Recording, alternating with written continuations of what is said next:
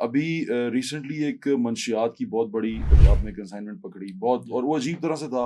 उसमें चॉकलेट्स भी थी, उसमें जूस के डब्बे थे, ये थे ये और हमें पता है लाहौर में सारा कुछ होता है, और जॉर्डन गैंग के नाम से जी, वो जी। उनको पुकारा गया और वो जी। सारा खबरों में चला। ये क्या था जॉर्डन गैंग? इसके पीछे काफ़ी देर से हम इंटेलिजेंट हमारी वर्क चल रहा था। ये जॉर्डन पिछले 12 साल से ड्रग के कारोबार में मुलव्वस था, इंटरनेशनली भी और नेशनली भी। डोमेस्टिक इसकी एक अपनी चेन है, इसने वेल एस्टैब्लिश कर लिया, जिसमें मैक्सिको, कनाडा, बाहर के मुल्कों से जो गोल्डन ट्रायंगल है, लाओस, कंबोडिया, वियतनाम, उधर से भी मनशियात आती थी। जॉर्डन का असल नाम अयूब इफ्तिखार है। ये मुझे यकीन है कि ये कोई आम आदमी नहीं होंगे, कई लोगों तक इनके हाथ होंगे। जी, जी। तो इसके पीछे लोग आए, प्रेशर आया। प्रेशर तो ज़ाहिर है, क्योंकि इस लेवल पे आप जब ऑपरेट करते हैं और बड़े पे आते हैं तो प्रेशर्स भी आते हैं और आप थ्रेट्स भी आती हैं। कत्ल हुआ लाहौर में, बड़ा हाई प्रोफाइल कत्ल हुआ अमीर बुलाज टीपू का। 2 लोगों का नाम आया जो लोग भी इन्फ्लुएंशियल हैं। तो इसको ये सारा केस है क्या, और अभी जो आपने इन्वेस्टिगेट किया है वो क्या निकला?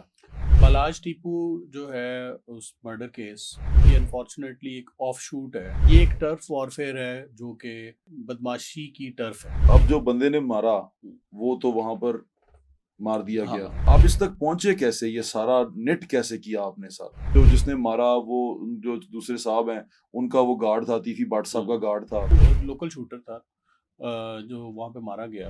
उसकी जब हमने डिटेल और वो आईडी वगैरह बाकी चीज़ें डिटेल निकालनी शुरू की, पिक्चर्स में तीफी भट्ट और बाकी उसकी फैमिली के साथ उसकी तस्वीरें थी। तो इनकम्प्लीट चालान के अंदर कौन कौन से लोग रह गए हैं इन्वेस्टिगेट करने वाले? जिसमें तीफी है, गोगी है, क्योंकि वो पेश नहीं हुआ, उसने शामिल तफ्तीश भी नहीं हुआ, कि जब तक हमारे पास क्रेडिबल एविडेंस उसका नहीं आ जाता तो हम मुलजिम को अरेस्ट नहीं करते। पुलिस वालों को गोलियां लगना शुरू हो गई और पुलिस वालों को मारना शुरू हो गए, वर्दी पहने हुए मारना शुरू हो गए। ये सारा क्या था? ये खौफ और राज कैसे फैला, और वो क्या केस था? इस तरह का लेवल ऑफ फियर इसने क्रिएट किया कि बिल्कुल उस बंदे को कोई आइडिया नहीं है जो टारगेट बनने जा रहा है। जेल से रिलीज हुआ नवंबर में, टारगेट शूटर जो था, हमने बहुत ही छोटे छोटे एविडेंसेस कनेक्ट इसकी उम्र करके। कितनी थी? इसकी उम्र कोई 21 साल, क्या अफगानिस्तान में ट्रेन होके आया हुआ था। ओए होए। और फिर जब 2-3 दफ़ा अफगानिस्तान से आया, उसके बाद फिर आके ये टेररिस्ट नेटवर्क के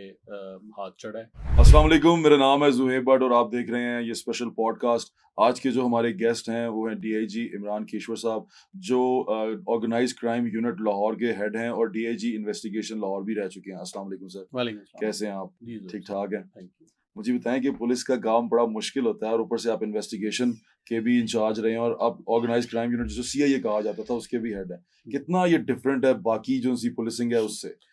ये इंटायरली डिफरेंट है। इसमें आप बड़ा डेडिकेटेड काम करने का मौका मिलता है, बिकॉज जो अगर आप ऑपरेशंस या इन्वेस्टिगेशंस में देखें तो वो फायर फाइटिंग है। लाहौर में क्राइम लोड बहुत ज़्यादा है, मतलब 3,60,000 अगर रजिस्टर्ड एफआईआर्स हैं तो उनको रिस्पॉन्ड करते हुए, उनकी चीज़ें प्रोसिक्यूशन की स्टेज तक लेके जाते हुए आपको बड़ी स्पीड से काम करना पड़ता है। तो फोकस्ड वर्क करने की इतनी नौबत नहीं आती। अच्छा। और हम ब्रॉडली देख रहे होते हैं कि मर्डर केसेस जो हैं वो उसमें सारे एक्यूज्ड अरेस्ट हो जाएं, चलान हो जाएं। इसी तरह फिर ये जो सीआई है उसमें ऑर्गेनाइज क्राइम यूनिट, जैसे आप नाम से जाहिर है, तो उसमें ज़रा मौका मिलता है आपको अपनी स्किल्स, डिटेक्टिव स्किल्स जो हैं वो इम्प्लीमेंट करने का। तो मेरे ख्याल में वो एक मिसिंग लिंक था मेरी करियर में। अच्छा, तो इसलिए फिर मैंने कहा ये शिफ्टिंग है, इसको हम इंजॉय भी कर रहे सबसे हैं और ज्यादा इसमें। एंजॉय किस डिपार्टमेंट को आपने किया, क्योंकि आप काफी सारे डिपार्टमेंट्स में रह के आ चुके हैं?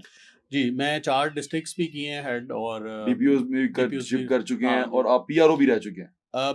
नॉट पीआरओ, लेकिन पीएसओ का जी काम भी बिल्कुल, कर चुके हैं आईजी साहब बाकी। के साथ। हाँ जी।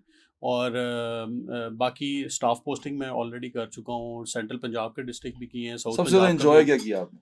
लाहौर। लाहौर एक चैलेंजिंग असाइनमेंट है ऑलवेज, एज ऑलवेज। और आपको पता है पहले मैं एसएसपी इन्वेस्टिगेशन जी भी यहाँ पे बिल्कुल। रह चुका हूँ 1 साल के करीब। चूँकि यहाँ पे एक तो आपकी स्किल्स टेस्ट होती हैं, नर्व्स टेस्ट होती हैं एज पुलिस ऑफिसर, क्योंकि इतना एक तो लोड हो रहा होता है क्राइम, और ओवरबर्डन हो रहे होते हैं, और साथ में अगर आपने अपना डेली का टास्क पूरा नहीं किया तो वो एक्यूमुलेट होता रहेगा काम। बिल्कुल ठीक है। तो इसलिए as a police officer you have to be very very dynamic while being in Lahore, और एट द सेम टाइम आपको उन टास्क और चैलेंजेस को कन्फ्रंट करने में भी मजा आता है। तो बिल्कुल आई ठीक वुड है। से लाहौर। बिल्कुल ठीक है। अच्छा सर, ये जो ऑर्गेनाइज्ड क्राइम यूनिट है जो सीआई है, ये खुद ही केस टेकअप करती है या इनको एप्लीकेशन दी जाती है? जैसे किसी के साथ कोई हादसा हो गया है, कोई क्राइम हो गया है, कोई कत्ल हो गया है, कोई ऐसा इवेंट हो गया है या चोरी हो गई है, तो वो आपके पास खुद आते हैं या आप खुद ही केस अपना टेकअप कर लेते हैं? इसमें मैंडेट बड़ा वेल डिफाइंड है,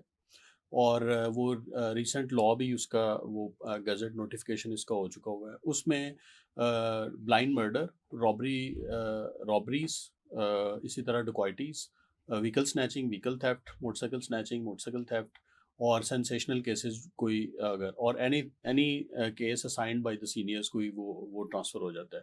तो नॉर्मली हम जो भी हाईलाइटेड या इम्पोर्टेंट केसेस होते हैं जिसमें ऑर्गेनाइज गैंग ऑपरेट कर रहा हो, आपको पता है रॉबरी में भी ऑर्गेनाइज गैंग एक ऑपरेट करता है, तो फिर उसके बाद रॉबरी शुरू करते जी, हैं, ऐसे ही है। रोड रॉबरी हो या हाउस रॉबरी हो। इसी तरह मोटरसाइकिल स्नैचिंग या थेफ्ट के भी ऑर्गेनाइज उसका नेटवर्क है, क्योंकि उन्होंने उसको डिस्पोज ऑफ करना है, हर जी, एक ऐसे। के कंपोनेंट डिफरेंट है एक हुँ, गैंग के। तो इसलिए ये सारा मैंडेट है, हमारा वेल हुँ। डिफाइंड मैंडेट है।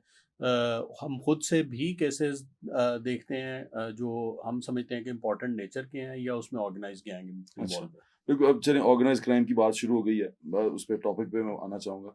अभी रिसेंटली एक मंशियात की बहुत बड़ी आपने कंसाइनमेंट पकड़ी बहुत जी। और वो अजीब तरह से था। उसमें चॉकलेट्स भी थी, हम्म। उसमें जूस के डब्बे थे, ये थे। ये और हमें पता है लाहौर में ये सारा कुछ होता है और जॉर्डन गैंग के नाम से जी वो जी उनके उनको पुकारा गया और वो जी। सारा खबरों में चला। ये क्या था जॉर्डन गैंग? ये बड़ा इंटरेस्टिंग था गैंग। इसके पीछे काफ़ी देर से हम इंटेलिजेंट वो उसका हमारी वर्क चल रहा था।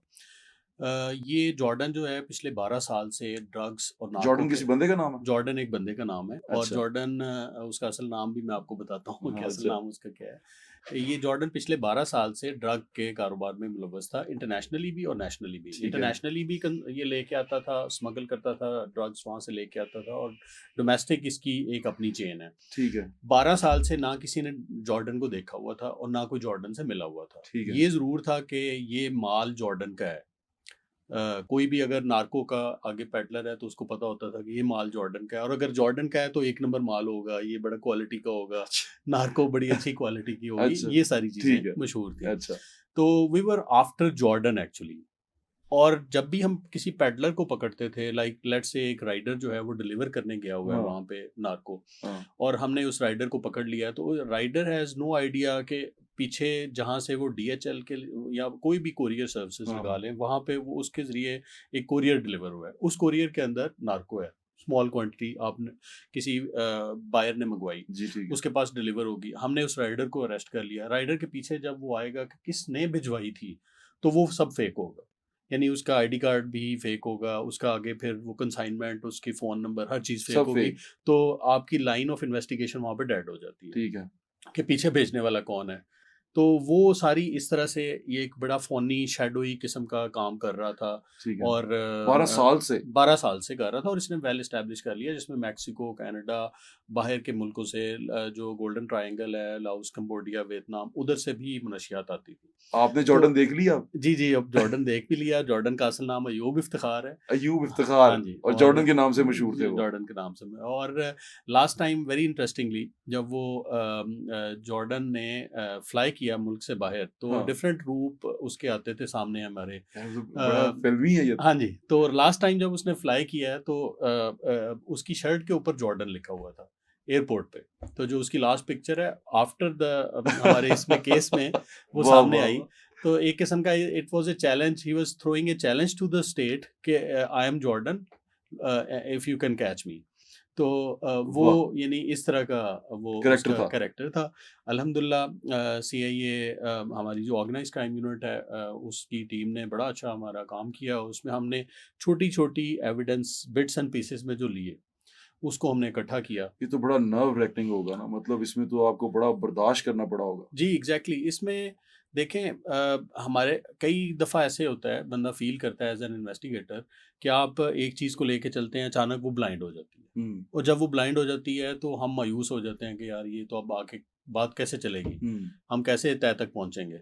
तो लेकिन वहाँ पे परसेवरेंस एक वर्ड है जो हम यानी मुस्तकिल मिजाजी से लगे रहते हैं कि ज़रूर हमें कोई ना कोई क्लू मिलेगा। मिलेगा। तो उसमें क्लू ढूँढते-ढूँढते अल्हम्दुलिल्लाह हम यहाँ तक आप पहुँचे उस तक उसमें। पहुँचे। जी, जी, अच्छा एग्ज़ैक्टली। जॉर्डन को जब आपने पकड़ लिया, जॉर्डन क्योंकि अब ये अयूब इफ्तिखार साहब जो आपने पकड़े हैं, ये मुझे यकीन है कि ये कोई आम आदमी नहीं होंगे। अच्छा खासा इनका नेटवर्क होगा काफी लोगों तक इनके हाथ होंगे, जी जी तो इसके पीछे लोग आए, प्रेशर आया, क्योंकि मोस्टली ऐसा ही होता है कि जब तक इनके बड़े हाथ नहीं होते, बड़े लोग इन्वॉल्व नहीं होते, ये लोग इस तरह ऑपरेट नहीं इसमें करते। मैं ये कहना चाहता हूँ यहाँ पे बिल्कुल फ्रैंकली क्रेडिट हमारे जाता है सीएम साहिबा पंजाब। उन्होंने बिल्कुल ओपन एंडेड हमें मैंडेट दिया और उसके बाद फिर आईजी साहब और सीसीपीओ साहब ने हमें बहुत ज़्यादा इसमें यानी उन्होंने कहा बिल्कुल यानी रिगार्डलेस ऑफ एनी फियर और कोई प्रेशर इसमें आपने कार्रवाई आया करनी है। लेकिन प्रेशर तो ज़ाहिर है क्योंकि इस लेवल पे आप जब ऑपरेट करते हैं और बड़े पे आते हैं तो प्रेशर्स भी आते हैं और बाहर से आप मुख्तलिफ आप थ्रेट्स भी आती हैं।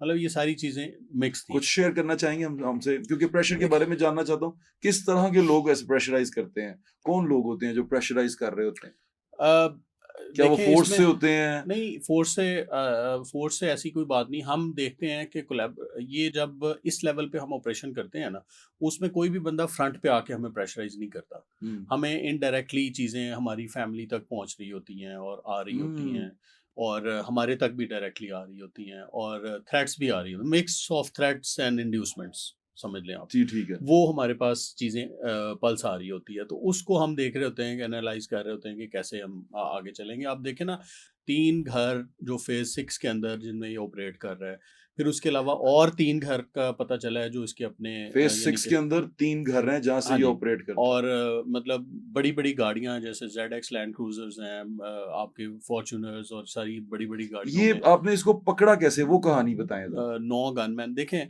उसमें कुछ तो बातें इन्वेस्टिगेशन जी की ठीक है, बहुत ज़्यादा लेकिन हमारे सिर्फ अपने लोगों के क्लूज़ हैं। जानने के लिए। हमने बेसिकली इसके जो परचेज़ेज़ की थी, कुछ परचेज़ेज़ हमने इंटरनेशनल की। जैसे एक इनके वेंडर्स हैं, उनसे हमें वेंडर्स जो इनके ग्रुप्स में चल रहे थे, उनके साथ हम कनेक्शंस में थे।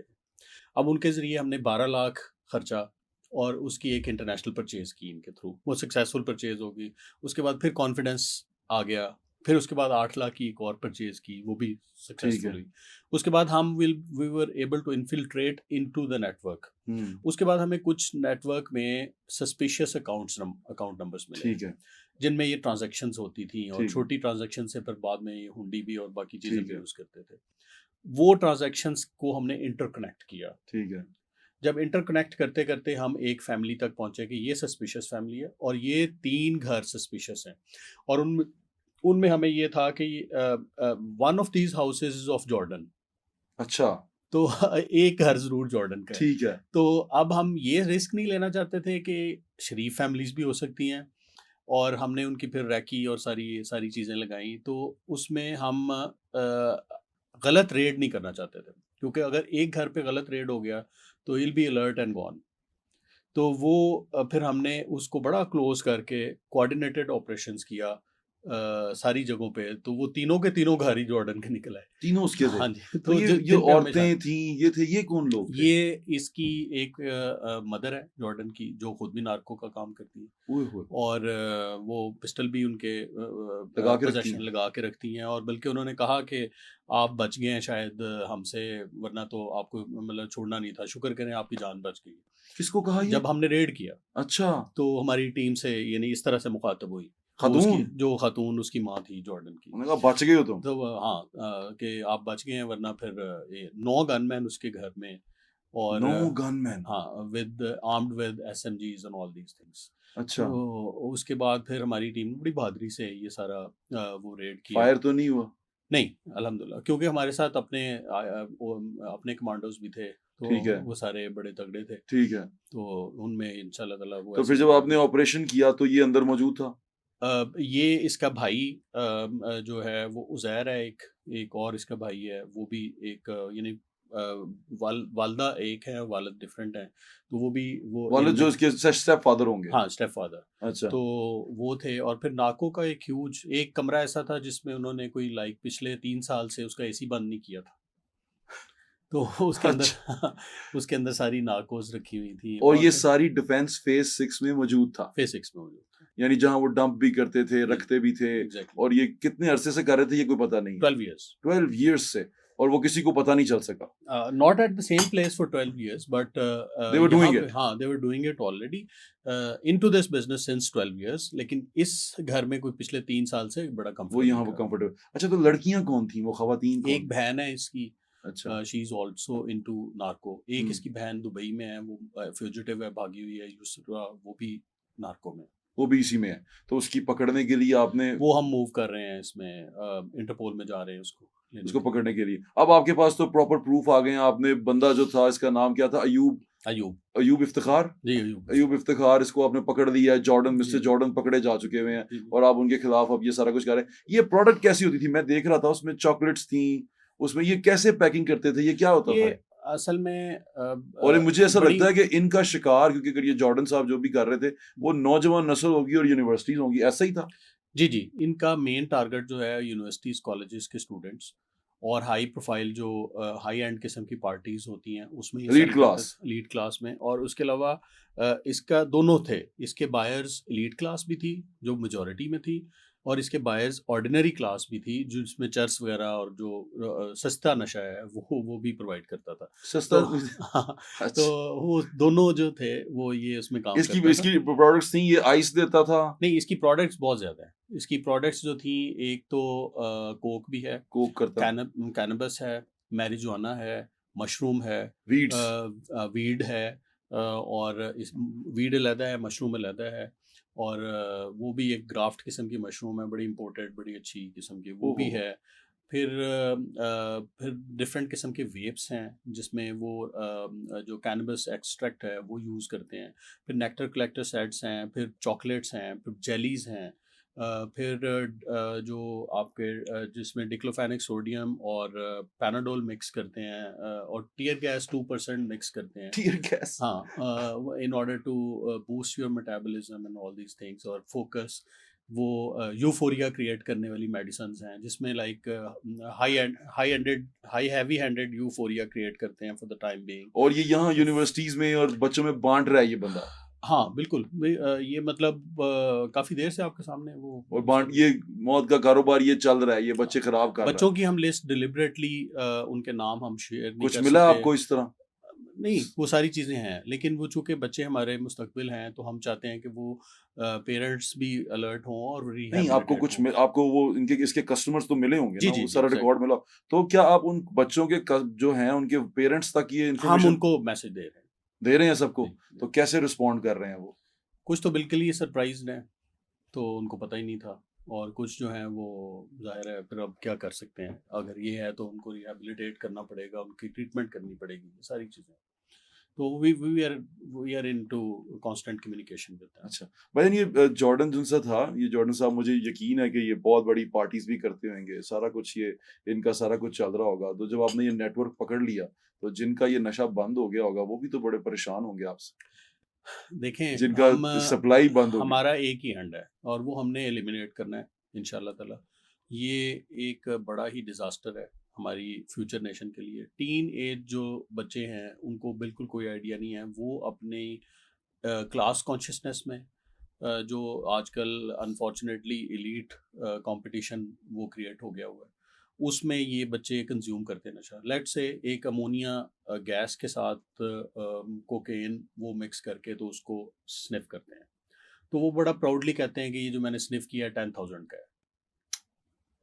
ठीक है, तो ये इस तरह के उनके वो मामला कि एक सूंघने में मैं कि ये 10,000 सूंघ मैंने 10,000 का ये स्निफ किया है, पफ किया है। उड़ा दिया हमने. हाँ जी।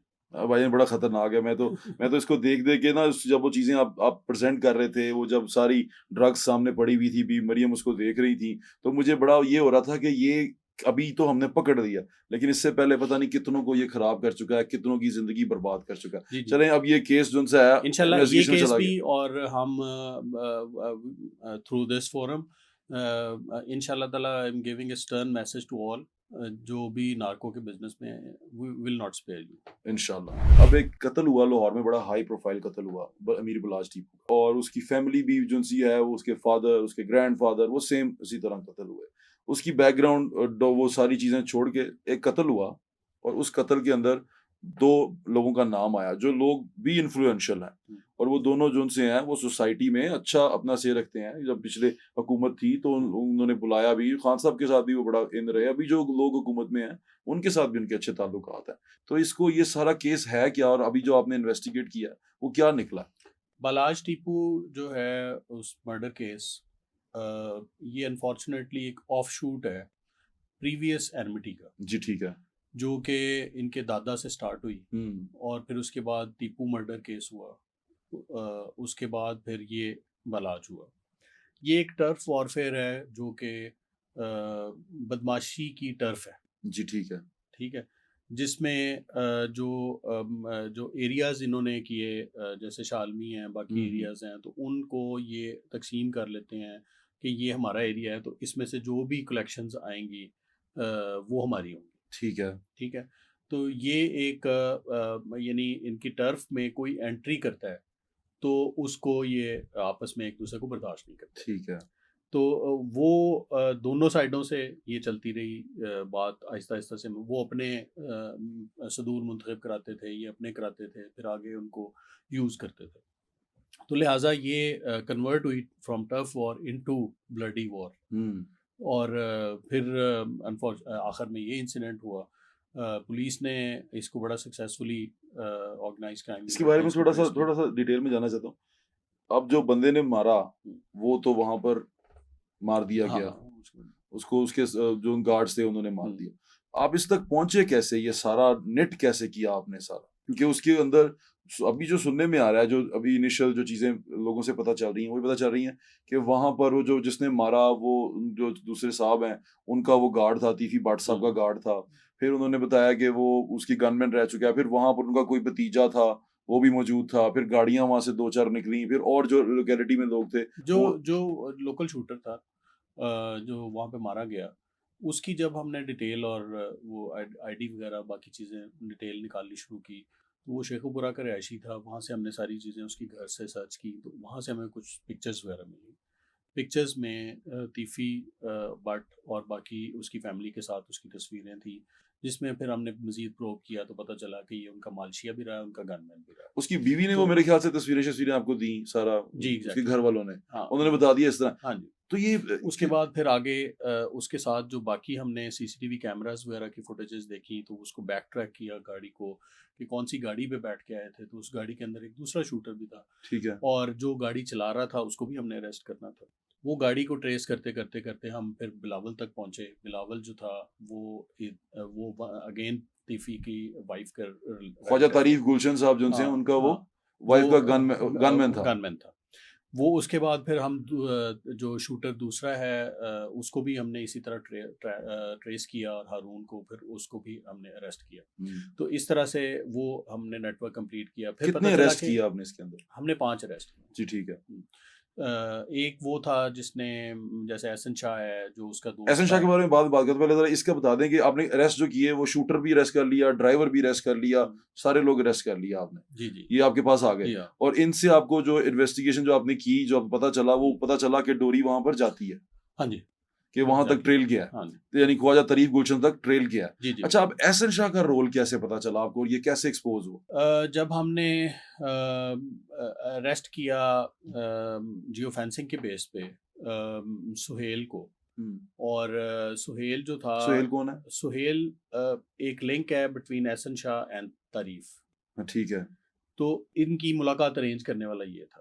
सुहेल, वो मलक सुहेल की बात हाँ कर जी, रहे हैं आप? उसकी बात कर। अच्छा। तो वो एक लिंक था मिसिंग, उसको जब हमने किया तो उसने रिवील किया। फिर इसके जो घर का स्टाफ था, जैसे कुक वगैरह और बाकी लोग थे, उन्होंने भी रिवील किया कि जी ये ख्वाजा तारीफ के घर का घर स्टाफ? का स्टाफ था। उनके बयानात जब लिए गए तो उसमें उनके आया सामने कि जी एहसन शाह जो है वो इनके पास मिलने के लिए आता था। अच्छा। तो जब एहसन शाह का हमने फिर वो डिटेल लेनी की शुरू की और उसको सुपर इम्पोज किया उसकी सीडीआरस वगैरह को और चीज़ों को, तो वो चीज़ें जो बताई जा रही थी वो एग्जैक्टली टेक्निकल एविडेंस उसको corroborate कर रहा था। अच्छा। तो इसलिए ये दोनों चीज़ें साबित हो गई कि ये घर पे जाता था और वो सारा मिलता था और सारी मामला थे। और ये उनके तो बलाज के करीब भी था? और बलाज के करीब भी था, बलाज का दोस्त था पुराना। पुराना तो मेरे ख्याल से कुछ अर्सा पहले ही हाँ जी, मिला कुछ था। अर्सा पहले मिला हाँ। था, तो वो उस पर ट्रस्ट भी करता था। तो इसलिए वो सारी इंफॉर्मेशन जो उसका क्लोज फ्रेंड था वही दे सकता था, तो उसको उसने यूटिलाइज किया, 50 लाख रुपए उसको दिए, फिर बाद में उसने उसको ऑफर किया कि हम बाहर जाके सेटल भी करेंगे, इस तरह की इंड्यूसमेंट उसको दी। तो नहीं, ये उसको इंड्यूसमेंट जो उसने दी हम्म, उसको जो सा एहसन शाह है, हम्म, इसको अंदाजा नहीं था कि ये जो सा बोल रहे हैं ये लोग, इसको कह रहे हैं ये उनको तो तो। यही था कि हम नहीं पकड़े जाएंगे, जब नहीं पता चलेगा, जब वहां पे एलिमिनेट हो जाएगा शूटर, मारने वाला भी एलिमिनेट हो जाएगा, दूसरा भी एलिमिनेट हो जाएगा, तो तो फिर एहसन शाह को जब आपने इन्वेस्टिगेट किया तो उसका उसके पीछे उसकी क्या कहते हैं ना बुनियाद क्या थी जो उसने इतना बड़ा कदम उठाया, क्योंकि मोस्टली लाहौर के रहने वाले लोग हैं, इसके फैमिली भी जो सी है वो सियासी फैमिली है पीछे से, ठीक है जो भी है जिस तरह भी करता रहा, लेकिन फिर भी थोड़ा बहुत रहता है बंदे में कि यार मेरा यार है, मैं उसकी पीठ में छुरा नहीं घोंपना। ये इसने कैसे कर लिया?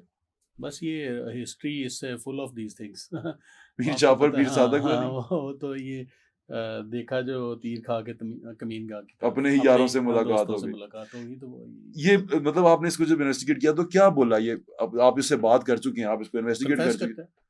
करता है कन्फेस? हाँ, पैसे के लिए लालच में। अब वो पूरी तरह कन्फेस कर रहा, तो आप जब उससे पूछते हैं कि ये मतलब दोस्ती यारी, उसको शर्मिंदगी नहीं है किसी की सब? अब अगर करे भी अभी तो कोई फायदा नहीं है। हाँ, तो कोई फायदा नहीं है, लेकिन हाँ आप बहैसियत मैं हाँ, आपसे बिल्कुल वो इंसान करता के है, नाते, करता है। उस पे मतलब he depends on what he has done, बिल्कुल करता उसको पता है कि उसने जो किया है वो इस है। तरह हाँ था? जी, हाँ जी। क्योंकि मैं जितना उसके बारे में मैंने थोड़ा सा जाना कि वो फैमिली तक में इन्वॉल्व था, वो उसके बच्चों के साथ, उसके माँ बाप, उसके उसके सारी फैमिली के एग्जैक्टली, भाइयों के साथ आना जाना आना जो, जाना बिल्कुल था, बिल्कुल फैमिली मेंबर की तरह था। बिल्कुल ऐसे ही। तो उसको ये उसके उसके पीछे आपको ये नजर मोटिव क्या नजर आया? असल में ये जानना चाह रहा हूँ कि एक शख्स सिर्फ पैसों के लिए तो नहीं कर सकता, क्योंकि पैसे वो हम्म, मेरे ख्याल से बलाज से बहुत पैसे ले लेता था। हम्म। वो उसके बारे में जो सुना है कि वो जब भी कहता था वो बलाज पैसे दे देता था उसको। और तो कोई मोटिव उसके साथ दुश्मनी नहीं है उसकी, motive is just the money, और और कोई कोई इसमें कोई नहीं, कोई और कोई एलिमेंट दिल नहीं में है। कोई ग्रज, कोई ऐसी चीज जो लेके चला हो, कोई ऐसी बात? नहीं, ऐसी अभी तक कोई नहीं उसने कुछ सामने नहीं आई। कहा, उसने कहा सिर्फ पैसों के लिए किया। हाँ, बिल्कुल ऐसे। ये तो बड़ा कमाल क्यों अल्टीमेटली 5 करोड़ लेना था, 50 अभी ले लिया, बाकी बाद में लेंगे, दिस इज। और ये वो कर रहा था। अच्छा, अब इन्वेस्टिगेशन जब आपने कर लिया, आपने चालान जमा करवा दिया इसका? जी जी, इसका चालान हो गया हुआ है, और सबमिट हो गया? सबमिट हो गया। क्या वो कंप्लीट चालान है या नहीं, इनकम्प्लीट है? इनकम्प्लीट चालान है, क्योंकि अभी इसमें बाकी मुल्जमान अभी शामिल तफ्तीश नहीं हुए, इनकम्प्लीट फ्यूजिटिव हैं। चालान जमा करवा दिया जी आपने? जी, जमा कर अच्छा, तो वो इनकम्प्लीट चालान के अंदर कौन कौन से लोग रह गए हैं इन्वेस्टिगेट करने वाले? जिसमें तीफी है, गोगी है, क्योंकि वो पेश नहीं हुआ, उसने शामिल तफ्तीश भी नहीं हुआ। उसमें तादील है, इस तरह के लोग अभी बाकी हैं। कितने हैं वो टोटल? 3। 3 लोग। 3। अच्छा, ये जो 3 लोग हैं इनमें एक तारीफ गुलशन साहब तो चले नजर आ रहा है कि वो उन कड़ियां मिल रही हैं, ये गोगी भट्ट साहब और तादील साहब, इनका रेफरेंस कैसे बन रहा ये नॉमिनेटेड हैं सप्लीमेंट्री स्टेटमेंट में। तो है? जो सप्लीमेंट्री स्टेटमेंट में नॉमिनेटेड हैं, जब तक वो 160 के बयान हम जब उनके नहीं ले लेते और वो अपनी सफाई नहीं दे देते, तो उस वक्त तक हमारे लिए वो फ्यूजिटिव हैं, वो ठीक। भाग रहे हैं, वो हमारी तफ्तीश को ज्वाइन नहीं कर रहे। तो हाँ, बड़ा ही इसमें कैटेगोरिकल उसमें जजमेंट्स हैं कि जब तक हमारे पास क्रेडिबल एविडेंस उसका नहीं आ जाता, तो हम मुलजिम को अरेस्ट नहीं करते। ठीक है।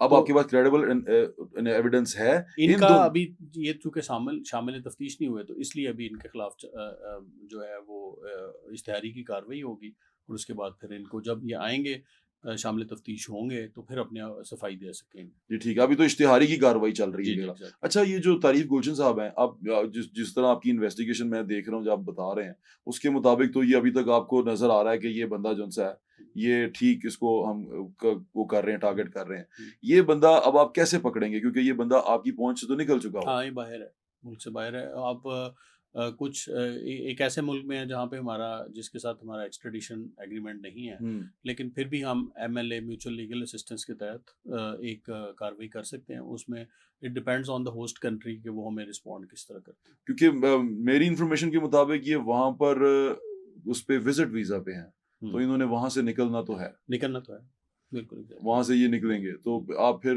इनको इनको फॉलो कर रहे हैं, आपको पता जी है जी, कि बिल्कुल, हमारी टीम्स वो बिल्कुल एयरपोर्ट कंट्रोल पे है। आप उनको देख रहे हैं? अच्छा, इनके रेड वारंट्स के बारे में कुछ ऐसा सुना था, वो क्या है?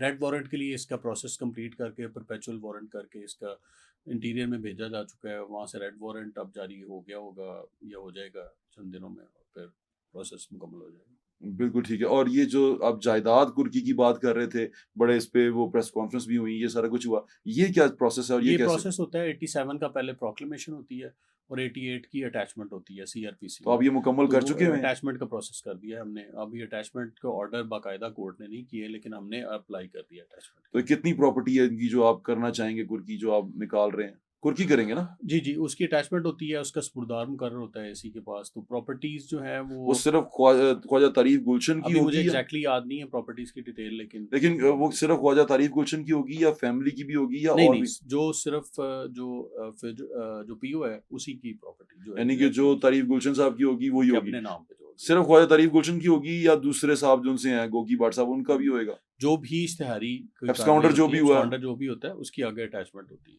वो आप करने जा रहे जी हैं? जी, करने जा रहा अच्छा, इस केस के अंदर आपको कितनी एक वो नजर आती है, क्या कहते हैं, मजबूती नजर आती है कि इंसाफ होगा और जिनको हूँ। एविडेंस जिनको बहुत मजबूत है, टेक्निकल एविडेंस भी है, ह्यूमन एविडेंस भी है, विटनेसेस भी हैं। तो प्रोसिक्यूशन का केस अच्छा तैयार है। तो अगर इसको फाइट करना हो कोर्ट के अंदर तो मेरा ख्याल में बड़ा अच्छा फाइट किया जा सकता और है। पुलिस ने अपनी इन्वेस्टिगेशन हमने 100%? अपनी कर ली उनको। अच्छा, इसमें एक आखिरी सवाल मैं इसलिए पूछना चाहता हूँ क्योंकि वो दोनों साहब जिनसे हैं वो यहाँ इस सोसाइटी में रहे हैं और वो बड़ा अच्छा यहाँ पर उनका एक बड़ा होल्ड रखते हैं। तो पुलिस वाले भी बहुत सारे उनके दोस्त यार हैं, सारे हैं। तो आपको इसके अंदर कोई इन्वॉल्वमेंट नजर आई किसी की, या जो इन्वेस्टिगेशन अफसर थे दोनों पार्टीज राजी थी उन दोनों की इन्वेस्टिगेशन, उन लोगों की इन्वेस्टिगेशन पे? मेरे पास कुछ लोग आते रहे, जाहिर है रिजर्वेशन होती हैं, इतना हाई सेंसिटिव केस है, लेकिन आफ्ताब फुलरवान साहब को लेके कुछ लोग रिजर्व थे कि रिजर्वेशंस थी कि आफ्ताब फुलरवान साहब के जो से हैं वो हमने इसको बिल्कुल सीसीपी साहब ने अपने ऑफिस में बैठ के भी सारों को सारी केस फाइल भी देखी। हमने सारा एक एक चीज़ उनको कन्फ्रंट कराई और एक एक चीज़ एविडेंस जो है वो उनको दिखाया गया। हमने प्योरली मेरिट पे किया, अग्रीव मेरिट पार्टी पे जो ही सी करेंगे। है वो इन्वेस्टिगेशन से राजी है? मेरे सामने तो कोई अभी कोई इस पे ऑब्जेक्शन कोई उनकी तरफ से रिटर्न नहीं एप्लीकेशन, नहीं, कोई कोई application दरखास्त नहीं। कुछ नहीं आया? लाहौर शहर के अंदर ही चला कि पुलिस वालों को गोलियां लगना शुरू हो गई और पुलिस वालों को मारना शुरू हो गए, वर्दी पहने हुए मारना शुरू हो गए। फिर आपने ऑर्डर भी आया सीसीपी साहब की तरफ से कि भाई अपना वेपन लेके चलें और यूनिफॉर्म ना पहने और पैर में चले। और पेड़ में चलें। तो ये सारा क्या था, ये खौफ और राज कैसे फैला और वो क्या केस था? उसमें ये जो बड़ा ही एक चैलेंजिंग केस था और आपको पता है जिस तरह का लेवल ऑफ फियर इसने क्रिएट किया कि बिल्कुल उस बंदे को कोई आइडिया नहीं है जो टारगेट बनने जा रहा है उसका। वो अचानक एक आता है ये टारगेट किलर और किसी भी पुलिस ऑफिसर को जो यूनिफॉर्म में अकेला उसको नज़र आता है उसको फॉलो करके उसको टारगेट करता है, शूट भी करता है, फिल्म भी करता है। फिल्म भी उसकी करता? हाँ, उसकी वीडियो भी साथ बनाता है, लाइव मारते हुए उसकी लाइव फुटेज बनाता है। यानी और शूटर जिनसे है वो उसके कैमरा लगाया उसका हुआ? कैमरा पैन कैमरा भी है, उसके फ़ोन भी है और वो उसको शूट करता है और शूट करते हुए उसकी रिकॉर्डिंग करता है और रिकॉर्डिंग कहीं भिजवाता है। तो ये एक बड़ा ही मैसिव चैलेंज था। सारी एजेंसीज इंक्लूडिंग सीटीडी, आईबी, इन्होंने बहुत अच्छा रोल प्ले किया।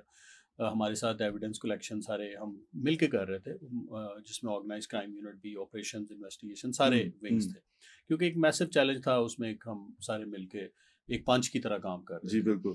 तो उसमें अल्हम्दुलिल्लाह कामयाबी मिली। ये जो था जेल से रिलीज़ हुआ नवंबर में, टारगेट शूटर जो था, हमने बहुत ही छोटे छोटे एविडेंसेस इसकी कनेक्ट उम्र करके। कितनी थी? इसकी उम्र कोई 21 साल तो उम्र है, अब जेल 21-22 काट आया साल। था एक दफा? ये जेल से होके आया, अफगानिस्तान में ट्रेन होके आया हुआ था। ओए होए। और फिर जब 2-3 दफ़ा अफगानिस्तान से आया है, उसके बाद फिर आके ये टेररिस्ट नेटवर्क के हाथ चढ़ा है जेल के अंदर ये ही। इसका बैकग्राउंड क्या है, फैमिली बैकग्राउंड क्या है? फैमिली बैकग्राउंड बदामी बाग का रहने वाला है और कौमियत पठान है? कौमियत इसकी बट है, बट है एक्चुअली। ओए होए होए। हाँ, अच्छा जी। बट फैजान बट फैजान भट्ट साहब जो उनसे हैं ये बाहर अफगानिस्तान से ट्रेनिंग लेके आए। ट्रेनिंग लेके आया। उसके बाद फिर यहाँ पे इसने ये सारा हमें कैसे पता चला कि ये ट्रेनिंग लेके आया? खुद उसने जब अरेस्ट हुआ तो फिर उसके बाद फिर उसकी उसने कन्फेशन किया? हाँ, कन्फेशन किया और सारी Just एविडेंस भी 21 सामने years old. 21 years old। As a teenager, he went into Afghanistan and got teenager. trained there, and then went back, came back to Pakistan, and उसके बाद फिर इनके साथ, और फिर जब ये सीटीडी ने इसको अरेस्ट किया, जेल भेजा, एक एक्सप्लोसिव्स का केस था, उसमें इसकी वहाँ पे एक नई नेटवर्क डेवलप हुआ जेल के अंदर। और फिर जब बाहर आया तो इसने एक जो अफगानिस्तान बेस्ड नेटवर्क था उसके साथ कम्युनिकेशन में था कॉन्स्टेंटली, और ये जो वीडियो शूट करता था, वीडियोस बनाता था, वो उनको भिजवाता था। कि मैंने मारा। हाँ, तो इसको टारगेट मिला हुआ था कि कम से कम 10 पुलिस ऑफिसर्स ने जो है वो हिट करने हैं, उसके बाद फिर हम तुम्हें अफगानिस्तान। मोटिव सिर्फ ये था कि दहशत फैलानी है और पुलिस वालों से कोई जाती रंजिश नहीं थी। हम्म, कोई जाती रंजिश नहीं थी, और ये एक दहशत भी, और जैसे इनके पॉलिटिकल गेन्स के लिए जो टेररिस्ट करते हैं उसके लिए ये कर रहे थे। कैसे करो। हाँ हाँ। तो आपने इसको पकड़ा कैसे? इसमें एक सेफ सिटी ने बहुत अच्छा रोल प्ले किया, जिसमें उसके कैमरास की वजह से कुछ हमें ट्रैक मिली। फिर उसके बाद हम प्राइवेट कैमरास से इसके रूट्स बनाते रहे। एक्चुअली कुछ चूँकि रात के इंसिडेंट्स थे, हमें एक दफ़ा डेड एंड मिल गया कि एक जगह पे आके दोनों इंसिडेंट्स जो थे उसमें रूट एंड हो जाता था, और उसके बाद फिर रूट स्टार्ट नहीं था होता। फिर उसके बाद फिर आहिस्ता आहिस्ता हमें एक लीड मिली जो कि डिफेंस वाली साइड पे जा रही थी। फिर हमने इसको ट्रेस करते हुए अल्फला टाउन के अंदर से इसको अरेस्ट किया। ये वहां पर रह रहा था? ये वहाँ पे रहा, वहाँ पे एक कब्जे का घर था, कब्जे का कोई मसला चल रहा था, इनकी फैमिली के पास था पोजेशन उसका, उसके अंदर ये रहता था। तो ये कोई इसका इसकी ताल्लुक? तमाम मोटरसाइकिल और इसकी हेलमेट जो यूज़ किए इसने तमाम इंसिडेंट्स में, जो फ़ोन यूज़ हुआ, वो सारी चीज़ें हमने फिर वो रिकवर की। एविडेंस सारा रिकवर हो जी गया। जी। अच्छा, ये जो कर रहा था, ये सारी चीजें, ये काम कर रहा था, ये कितने अरसे से कर रहा था? यानी कि ये शुरू कितने अरसे में हुआ था? फर्स्ट इंसिडेंट इसका हुआ था 26 अप्रैल को, हम्म। और उसके बाद 29 अप्रैल को, और 1 मई। यानी कि इसने 2 महीने के अंदर ये सारा कुछ किया है। यानी परपेट्रेट इसने जो जिस मोटरसाइकिल पे ये काम करता था उसको स्नैच किया था पहले, और वो कोई 8-10 दिन पहले स्नैच किया था।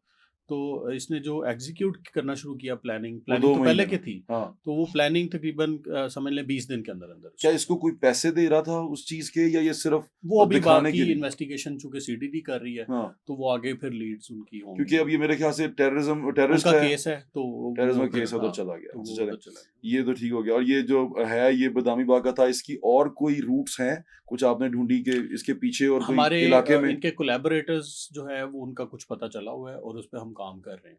जी ठीक है, हम्म, चलें, ये तो आपकी हम्म, इन्वेस्टिगेशन है। अब एक और गैंग इसी तरह का, टोपी गैंग, जो शाहदरा में बड़ा एक्टिव था, डकैतियां कर रहा था। हम्म। वो टोपी गैंग की क्या कहानी थी? क्योंकि वो बच्ची के सामने उसके बाप को मार के चला गया, बड़ी टीवी पे हाँ खबर जी, चली। वो दूध की जी, दुकान दूध की थी। दुकान पे ऐसे लूट के चला गया। हाँ जी। टोपी का क्या चक्कर था उनका? टोपी गैंग इसको इसलिए कहते थे, ये पहले भी ऑपरेट करते थे। ये 7 मेंबर गैंग है, 7 मेंबर गैंग, जो कि जब भी वारदात करते थे ये टोपी पहन के वारदात करते थे, ऑल ऑफ देम। टोपी हाँ कैप्स। हाँ, पी कैप्स के साथ करते थे। तो अच्छा। पी कैप की वजह से इनको मशहूर हो गया ये टोपी गैंग है। ये जिसको भी ट्रेन करते थे बेसिकली पी कैप इसलिए पहनते थे कि कैमरास में फ्रंट से, और फिर आपका मास्क होता है, तो तो नॉर्मली नजर ना आए। आपके हेयर का पैटर्न, बालों का, बाकी चीज़, आपकी वो जो शामत, इतनी फीचर्स क्लियर नहीं होते, तो उसको हाइड करने के लिए ये टोपी पहनते थे, तो इसलिए इसको टोपी गैंग कहते थे। अच्छा। तो टोपी गैंग कुछ देर बाद डॉर्मेंट हुआ, लेकिन अचानक एकदम एक्टिवेट दोबारा हुआ। अच्छा, ये पहले काम करके रुक गए थे? हाँ, ये रुक गए थे। इनके टोपी गैंग के 3 मेंबर्स पहले जेल गए, जेल से फिर बाहर आए, तो फिर दोबारा डॉर्मेंट हुए, फिर उसके बाद एक्टिवेट होना शुरू हुए। तो ये जो था लास्ट इनपुट जो था, वो 2 भाई थे जो ये वारदात कर रहे थे, जो टोपी गैंग का हिस्सा थे। हम्म। उन्होंने इन अ स्पैन ऑफ 3 मंथ्स, जनवरी से ही ऑनवर्ड इन्होंने काम शुरू किया। पहले इन्होंने मोटरसाइकिल स्नैचिंग के दौरान में एक बंदे की रॉबरी के दौरान मर्डर किया। उससे पहले इन्होंने रॉबरी के दौरान इंजरी की। फिर एक शादी में फायरिंग की, वहाँ पे लड़ाई हुई इनकी, और फिर उसके बाद जिसकी वजह से लड़ाई हुई उसके घर जाके उसकी बहन को मर्डर किया। उसके बाद फिर इसने एक और मर्डर किया जो गली में इसके मौजूद था, ये वो कहाँ मर्डर के किया। इलाके के थे ये? ये शादरा टाउन के थे। शादरा टाउन के तो थे। वो एक ऐसा सिंबल ऑफ टेरर था इन्हें कि लेट्स से इन जनवरी, फरवरी, मार्च के अंदर अंदर इन्होंने कोई 4 मर्डर कर दिए, और रॉबरी इंजरीज काफ़ी ज़्यादा की, और फिर एक पुलिस के वो बंदे को 2 दफ़ा हिट किया। यानी कि जिस तरह से उसने बैक साइड से फायर करता था और फिर वो शुक्र है उसकी एक उसमें से शहीद हुआ पुलिस का जवान, और एक जो है वो जख्मी हुआ।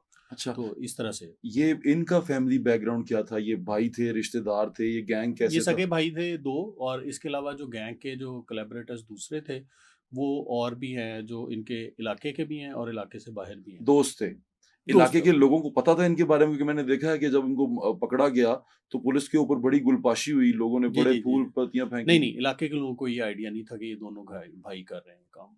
उनको बिल्कुल नहीं पता था।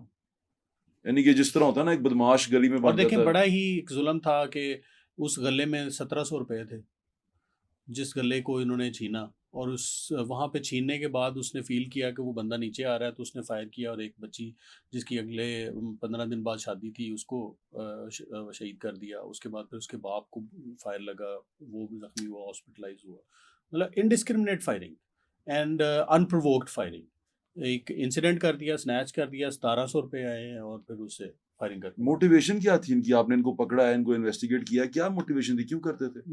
वो बेसिकली ये उनका अ, वो आगाज़ था क्राइम की दुनिया में, टोपी गैंग के साथ जब वो एसोसिएट हुए कि अपनी दहशत कायम करने के जी, लिए। दहशत कायम करने हाँ के जी, लिए। और उसके बाद अगली स्टेज आपको पता है फिर भत्ता स्टार्ट करते हैं, और फिर ये सारी चीज़ें कि ये टोपी गैंग जो है वो एक्सटॉर्शन करना शुरू कर देगा, लोगों को कॉलिंग करेगा कि इतने पैसे भिजवा दें, अदरवाइज़ फिर ये होगा और वो होगा। मूवीज की तरह। जी, और वो एग्ज़ैक्टली। अंडरग्राउंड अंडरवर्ल्ड बन गई है। हाँ जी, वो अंडरवर्ल्ड डॉन टाइप बनने के लिए। अंडरवर्ल्ड डॉन बन, लाहौर की अंडरवर्ल्ड बड़ी मशहूर है।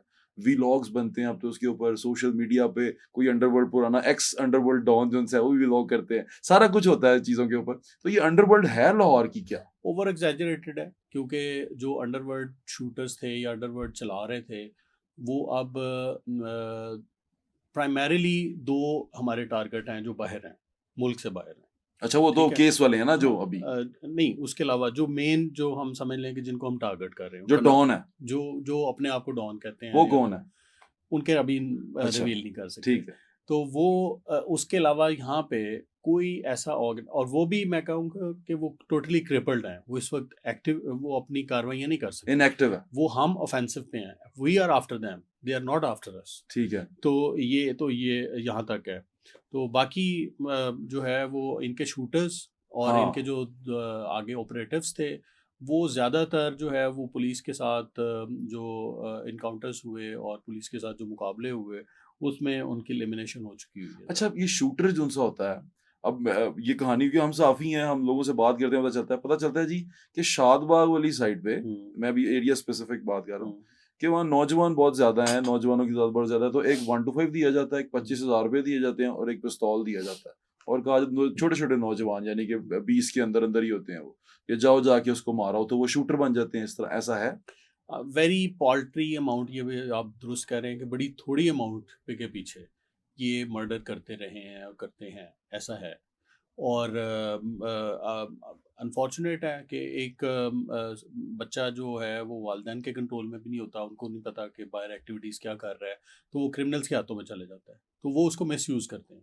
एक्चुअली पीछे जो वो लोग हैं वो अपना एक माफिया चला रहे होते हैं और इनको यूटिलाइज करके डंप कर देते हैं। तो ये शूटर्स नेटवर्क तो इस तरह से तो ये इसको, पकड़े जाएँ, फिर ये एलिमिनेट भी हो जाएँ, मर भी जाएँ, तो उनका कोई ताल्लुक नहीं तो हाँ, होता। उनका फिर मतलब आप इनडायरेक्टली 109 है ना, हाँ। तो 109 में आप कितनी कुछ देर उसको वो रख सकते हैं, तो इसलिए फिर वो अपने आप को बाहर रखते हैं या अपना चीज़ें इनडायरेक्टली वो अभी करने की आपको कोशिश बच्चे करते हैं। सुन रहे हैं, जो ये बच्चे, हो सकता है कि जो ये इसमें मुलविस रहे हैं या रहना चाह खूब ख्वाहिश कर रहे हैं। हम्म। मैं चाहता हूँ कि आप उनको बताएँ कि ये एक 1 टू 5 और एक कुछ हज़ार रुपए और एक पिस्तौल, ये बड़ा वो अच्छा लगता होगा, हीरो चेन पहन के, बाल गोल्डन करके वो हम्म। जा रहे हैं, 1 टू 5 विली भी कर रहे हैं, जिसको मर्ज़ी गोली भी मार रहे हैं। लेकिन इसका मुस्तकबिल क्या है? अगर बच्चे सुन रहे हैं। इसका एंड बहुत डिजास्टर है, डिजास्टर्स एंड है। और हमने आज तक कोई किसी का एंड अच्छा नहीं देखा इसमें, और थोड़े से गेन्स के लिए ये कर रहे हैं, जो इतनी मेहनत अगर किसी और जगह पे करेंगे तो बिल्कुल अल्लाह ज़रूर उनको उसमें कामयाब करेगा। और देखें एक ऐसी बात है कि जी, ना मरने वाले को पता है कि वो उसको क्यों, उसकी कोई ज़ाती दुश्मनी तो नहीं है। शूटर की मारने जो मरने वाला है उसके साथ कोई दुश्मनी नहीं है। He is just shooting him for money और फॉर स्मॉल गेन।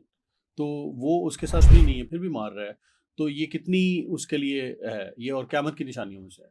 कि अल्लाह तो ताला माफ़ हाँ, करे कि ये इस तरह जो तो कर रहा है वो कितना नाहक कत्ल कर हाँ रहा है। जी, और वो उसका कुछ फ़ायदा भी नहीं है, 20,000 15,000 तो उसके मेरा ख़्याल है 10 दिन में ख़त्म हो जाएँगे, ठीक है? बिल्कुल ठीक। तो जिसकी फ़ैमिली का कोई मरेगा या जिन्होंने लूज़ किया है, उनकी फ़ैमिली के साथ क्या होता है, ये उनको अंदाज़ा नहीं है।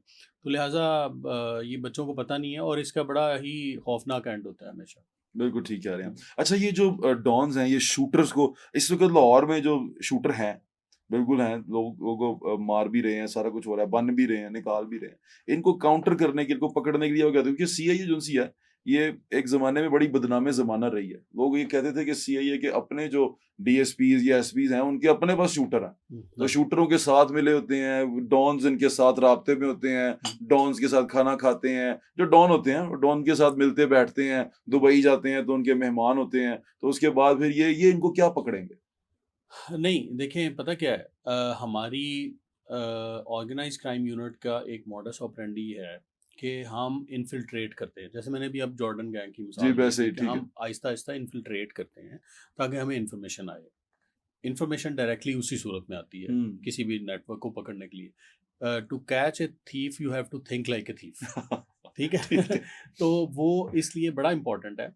हम तमाम चीज़ें देखते हैं। टेक्निकल एविडेंस से भी इवैल्यूएट करते हैं, दूसरी भी हम करते हैं, हम अपने सोर्सेज़ भी प्लांट करते हैं। ठीक। और इसलिए फिर ये लोग चूँकि उनको इनका आइडिया नहीं है कि वो कैसे ऑपरेट करना होता है और कैसे एलिमिनेट करना होता है, तो इसलिए फिर ये सारी चीज़ें फैलाई जाती हैं और की जाती हैं। मैं पूरे कॉन्फिडेंस से आपको कहता हूँ कि हम हमारे में से ऑर्गेनाइज़्ड क्राइम यूनिट के कोई भी टॉलरेंस नहीं, ज़ीरो टॉलरेंस है किसी भी क्रिमिनल के लिए। और कि अगर यहाँ आपका पे अपना साथी कहीं आपको हमारा पता अपना चले साथी हो तो बिल्कुल उसके लिए ज़ीरो टॉलरेंस है और उसको हम यानी एग्ज़ैम्पलरी पनिश करते हैं। किसी को उसको किया, हाँ, कुछ ऐसे लोग मिले आपको? हमारे जो हैं इंस्पेक्टर लेवल के ऑफ़िसर्स जो हैं उसमें जैसे कुछ नाकों में हुए चालान हुए, कुछ फ्यूजिटिव हैं, भागे हुए हैं, उनकी सारी फैमिलीज़ के हमने उनको पर्चे दिए, एफआईआर्स दर्ज की। इसी तरह हमारे मेरा ख़्याल है कोई 20-25 के करीब ऐसे ऑफ़िसर्स थे जिनको हमने डिसमिस भी किया और उनके खिलाफ क्रिमिनल प्रोसीडिंग्स की, पर्चे दर्ज किए। तो तो अब यानी कि इसलिए फ़ोर्स के अंदर भी एक ये खौफ है सेल्फ कि हमने नहीं अकाउंटेबिलिटी, जाना, हाँ, ये सेल्फ अकाउंटेबिलिटी हमारी जो है वो चलती रहती है। या आप इसको करते रहते हैं? जी, बिल्कुल ऐसा। अच्छा सर, चलें जाने से पहले मैं आपसे ये जानना चाहता हूँ, अब हमने इतनी सारी चीज़ों के बारे में बात की, हम लाहौर के ऑर्गेनाइज़्ड क्राइम के ऊपर बात कर रहे थे। लाहौर के अंदर ऑर्गेनाइज़्ड क्राइम को जो लोग डील करते हैं, यानी जिस तरह मंशियात का काम करते हैं, अंडरवर्ल्ड करते हैं हुँ, या जो शूटर बनाते हैं, उसमें नौजवान बड़े बुरी तरह इन्वॉल्व होते हैं। जहाँ ड्रग्स की बात आती है, सिर्फ़ नौजवान को टारगेट किया जाता है। हुँ, लड़कियाँ, लड़के यूनिवर्सिटी के उनको देखा जाता है। जब शूटर बनाना होता है, अंडरवर्ल्ड को अपना बाज़ू मज़बूत करना होता है, तो नौजवान, वो बेरोज़गार नौजवान हो, वो इधर-उधर हो, हुँ। ये सारों को वो पकड़ते हैं, उनका टारगेट सबसे पहले ये होते हैं। नौजवान आपको सुन रहा है, आप तो इसका एंड जानते हैं, मंशियात वाले का भी और इसका भी। आप इनको कुछ क्या कहना चाहेंगे कि ये लोग इस चीज़ से दूर रहें और अपने आप को महफूज़ रखें? इसमें 3 लेवल्स की रिस्पॉन्सिबिलिटीज़ हैं। एक आपकी पेरेंटल रिस्पॉन्सिबिलिटी है जो मैं समझता हूँ बहुत इम्पोर्टेंट है। फिर आपकी सोसाइटल रिस्पॉन्सिबिलिटी है और फिर इंडिविजुअल रिस्पॉन्सिबिलिटी। सोसाइटल में आपके टीचर्स भी आ जाते हैं, आपकी सोसाइटी भी आ जाती है। पेरेंट्स को पता होता है कि उनके बच्चे की एक्टिविटीज़ क्या हैं, किनके साथ घूमता है, क्या करता है। ये इसका जैसे मैंने बता दिया है एंड डिज़ास्टर है और both in the case of narco या क्राइम। और इसके बाद फिर ये तीनों लेवल्स जब तक अपनी रिस्पॉन्सिबिलिटी, हमारी रिस्पॉन्सिबिलिटी उस वक्त आती है जब हम किसी केस को डिटेक्ट कर लेते हैं और फिर हमें उनमें चेन्स मिलती हैं और फिर हम उन तक पहुंचते हैं। बट बाय दैट टाइम वो इस चीज़ में मुलव्वस हो चुके होते हैं और फिर हमारे लिए बड़ा मुश्किल हो जाता है उसको करना, कंट्रोल करना। और ज़ाहिर है फिर उसमें हमने रेकलेस एक किस्म की कार्रवाई करनी होती है रिस्पेक्टिव ऑफ एनीवन। तो लिहाजा मैं यही मैसेज दूंगा कि अपने बच्चों को ज़रूर वॉच करें, उनकी एक्टिविटीज़ देखें कि वो कहाँ जा रहे हैं, क्या कर रहे हैं, किस महफ़िल में जा रहे हैं, किन एक्टिविटीज़ में हैं। और उसके बाद स्कूल्स की बड़ी इंपॉर्टेंट रिस्पॉन्सिबिलिटी है। कॉलेजेस में ये जो एलीट कंपटीशन और ये जो आपस में क्लास कॉन्शियसनेस खुदारा इसको ख़त्म करें और बच्चों को पढ़ने भी दें, उनको एकेडमिक्स पे फोकस करने दें। उनके एक्स्ट्रा करिकुलर एक्टिविटीज़ ज़रूर अरेंज करें, लेकिन अच्छी वाली करें। हुँ, उनकी इस तरह की एक्टिविटीज़ में ना लगाएँ कि उनके लिए आप डांस पार्टीज़ अरेंज कर रहे हैं, उनकी चीज़ें कर रहे हैं। वो उनके पर्सनल मैटर्स हैं कि फैमिली तक रहने दें। ये जो है स्पोर्ट्स गालास करें, आप उनकी एकेडमिक करें, डिबेट्स करें, उनके क्विज कॉम्पिटिशन्स कराएं, इस तरह की चीज़ें कराएं। और स्कूल्स, मैं समझता हूँ कि स्कूल्स भी जो आपस में एलीट कॉम्पिटिशन्स में लगा दिया है कि कौन सा बच्चा कौन सी गाड़ी में आ रहा है, वो बड़ा ही एक, मैं समझता हूँ हुँ, सोसाइटी के लिए एक बड़ा अलमिया है। बिल्कुल ठीक क्योंकि है। ये आप यूरोप में ये चीज़ नहीं देखेंगे। बच्चे पैदल भी आते हैं, बच्चे जो है वो पब्लिक ट्रांसपोर्ट पे भी आते हैं, उनके अंदर, बच्चों के अंदर कोई इस तरह की कॉन्शसनेस नहीं होती। आप एक किस्म की उनको कॉम्प्लेक्स का शिकार कर रहे हैं, चाहे वो इन्फीरियॉरिटी हो, चाहे वो सुपीरियॉरिटी हो। बिल्कुल ठीक है। सर आखिरी बात सोशल मीडिया के हवाले से कि सोशल मीडिया पे जब ये बलाज वाला केस हुआ, वो जॉर्डन वाली बात हुई, तो एक हज़ार-हा व्लॉग्स और हज़ार-हा चीज़ें और वो आना शुरू हो गई। अब तो जैसे साइबर क्राइम इन्वेस्टिगेशन एजेंसी अलग से कर दी गई है, एफआईए से अलग कर दिया गया है उसको। तो ये आपकी इन्वेस्टिगेशन में कितना एक असरअंदाज होते हैं और ये कितनी चीज़ें देखिए, आपको इनको तकलीफ ना देती हैं? बड़ा केयरफुली करना चाहिए। मैं समझता हूँ कि खुद इन्वेस्टिगेशन अपने हाथ में लेने का फ़ायदा नहीं होता, उसका नुकसान होता है। और वीलॉग का कंपटीशन एक ख़ास हद तक अच्छा लगता है, लेकिन एक बहुत उसकी एक्सेसिव इन्वॉल्वमेंट ऐसी कि जिसमें आप अपनी कंजेक्चरिंग कर रहे हैं, आप अपने अंदाज़ों से एक चीज़ को बिल्ड कर रहे हैं, आप फीड करने की कोशिश कर रहे हैं। तो ये जो नेगेटिविटी है, और इसको just to catch the popularity और उसकी व्यूअरशिप, तो ये इम्पोर्टेंट आप इसके जब आपकी इन्वेस्टिगेशन में कोई ऐसी चीज़ आती है, आप उसके खिलाफ जाते हैं? नहीं, उसमें हम इसकी परवाह नहीं करते। I never listen to vlogs में, वो ठीक अपना तो, ठीक है। तो लेकिन ये इन्वेस्टिगेशन में हायल नहीं होता है आपकी? हमारा इन्वेस्टिगेशन में हमें इनडायरेक्टली तो ज़रूर शायद थोड़ा असर करते हों, लेकिन हमारा उससे कोई ताल्लुक नहीं है। चलें। हमारा एविडेंस से ताल्लुक है, हम ले लेते हैं। बहुत-बहुत शुक्रिया इमरान किशोर साहब आपके वक़्त का। Thank you so thank you much. Very thank much, you sir. Grateful.